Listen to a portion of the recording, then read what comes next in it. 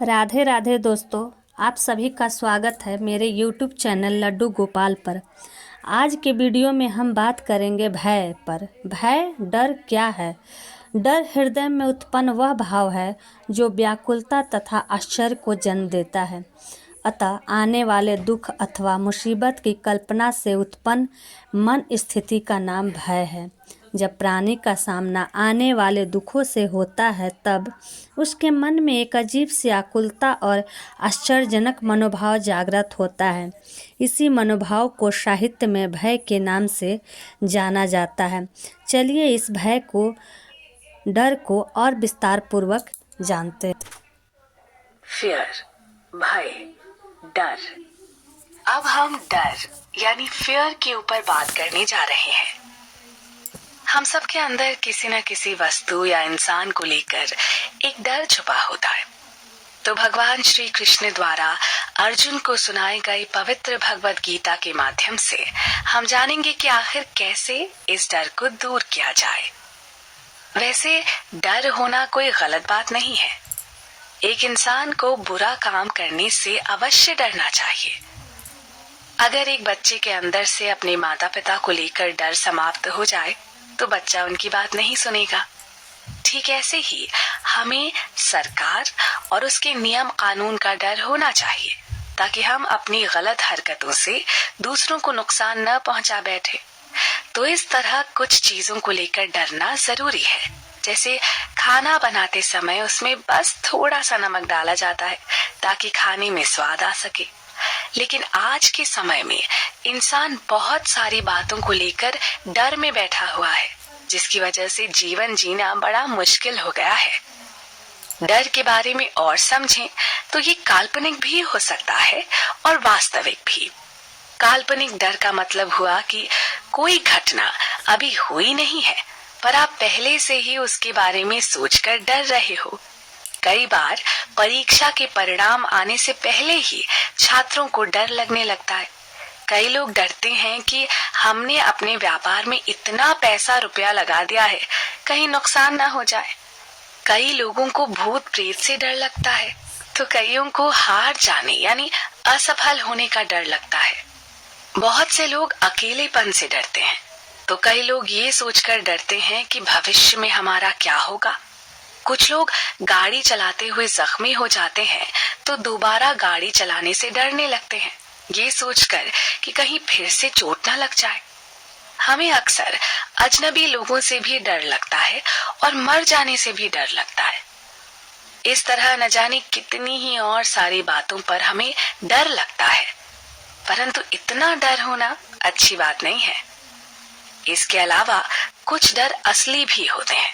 अब जैसे अचानक आपके सामने सांप आ जाए, शेर आ जाए तो आप बुरी तरह डर जाएंगे। तो ये हुआ असली डर जो आपको बताता है कि अब आप खुद को बचाने के लिए कोई कदम उठाएं, वरना वो सांप आपको काट सकता है या शेर हमला कर सकता है। यहाँ डरना जरूरी है, वरना आपका जीवन खतरे में पड़ सकता है। अगर हम भगवत गीता को ध्यान से पढ़ें तो उसमें श्री कृष्ण ने बताया है कि इस डर की सबसे बड़ी वजह है कि हम सब खुद को शरीर यानी बॉडी मानते हैं। तो जब जब इस शरीर का कुछ नुकसान या कहीं बुरा होने वाला होता है तब तब हमको डर लगने लगता है। जब कोई वस्तु हमारे पास से जा रही हो जो हमें बड़ी पसंद होती है या कहीं जब किसी भी तरह से हमारे इस शरीर का नुकसान होने वाला होता है या कुछ असुविधा होती है तो हमको डर सताने लगता है। लेकिन जब इस शरीर के लिए कुछ अच्छा होता है तो हम खुश हो जाते हैं। परंतु श्री कृष्ण ने अर्जुन को इस दुनिया का एक सबसे बड़ा सच बताया कि हम शरीर नहीं बल्कि आत्मा है जो इस शरीर के ही अंदर रहती है। आत्मा ही हमारे पूरे शरीर को चलाती है और जब आत्मा शरीर से निकल जाती है तो इंसान मर जाता है।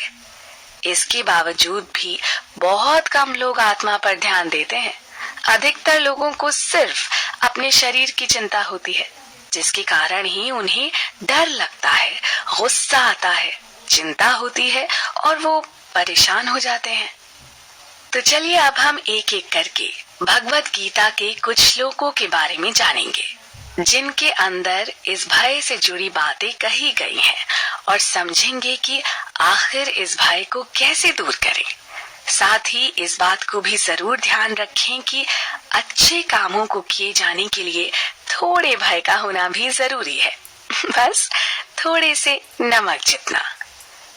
चैप्टर 1 भाग 1 पश्यताम पांडुपुत्रा माचार्य महितिम चमूम व्यूढ़ाम द्रुपद पुत्रेण तव शिष्येण धीमता। ये श्लोक भगवत गीता के पहले अध्याय का है, परंतु इसमें श्री कृष्ण और अर्जुन के बीच कोई बातचीत नहीं हो रही है। हालांकि दोनों युद्ध के मैदान में ही खड़े हैं। कौरव और पांडवों की सेना आमने सामने खड़ी है और युद्ध करने के लिए तैयार है। 100 भाई जिन्हें कौरव कहा गया है, उनमें दुर्योधन सबसे बड़े भाई हैं और चालाक दुर्योधन के कारण ही युद्ध की नौबत आई थी। अब लड़ाई शुरू करने से पहले दुर्योधन पांडवों की सेना को देखता है और उसके बाद अपने सेनापति द्रोणाचार्य के पास जाता है। दुर्योधन द्रोणाचार्य से कहता है कि हे आचार्य, जरा पांडु पुत्रों की इस बड़ी सेना को देखें जिसे खुद द्रुपद के पुत्र ने बड़ी कौशलता से तैयार किया है। पांडु पुत्र का अर्थ हुआ कि पांडव जो 5 भाई थे, उनके पिता का नाम पांडु था, इसलिए उन 5 भाइयों को पांडु पुत्र कहा जाता था। अब बात करते हैं द्रुपद के पुत्र की। तो उनका नाम धृष्टद्युम्न था और वो द्रोणाचार्य के छात्र थे।